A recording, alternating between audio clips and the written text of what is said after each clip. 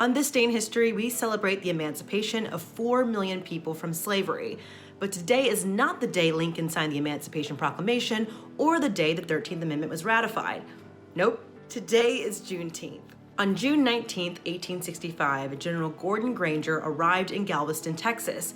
There, he announced the decree that all of the slaves in Texas were now free. When the enslaved people heard the news, many were in shock, and others started to celebrate, creating the first Juneteenth celebration. Now, President Abraham Lincoln signed the Emancipation Proclamation in 1863, but it took 2.5 years to reach Texas. Now, the question becomes, why did it take so long? Well, of course, communication was not as fast as it is now. There are no cell phones or emails at the time, but a better theory is that, in fact, the Texan slave owners knew about the Emancipation Proclamation, but neglected to tell their slaves as to ensure a good harvest, because freedom can wait.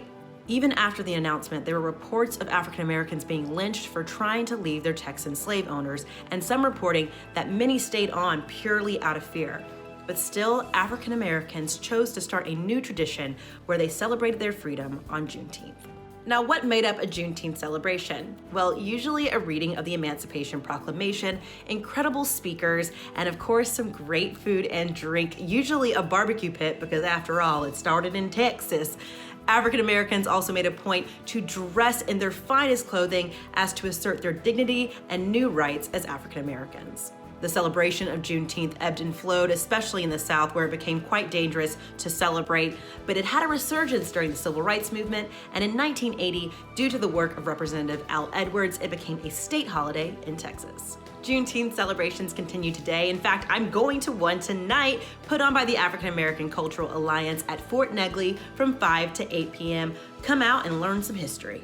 I know for me, I didn't learn Juneteenth in school. I learned it from my family members, but we have to ask, why are we so uncomfortable talking about slavery? Because I think if we talk about slavery, we have to examine what and who built America. And then we also have to examine the resiliency of a group of people that had their culture and heritage stripped away from them, only to create a culture that has become one of the most influential in the world today. Juneteenth is a day of remembrance, examination, and joy. It's a way to examine the legacy of slavery and celebrate the culture of African Americans. So celebrate, educate, and masticate, because you know that food about to be too bomb, okay? Happy Juneteenth!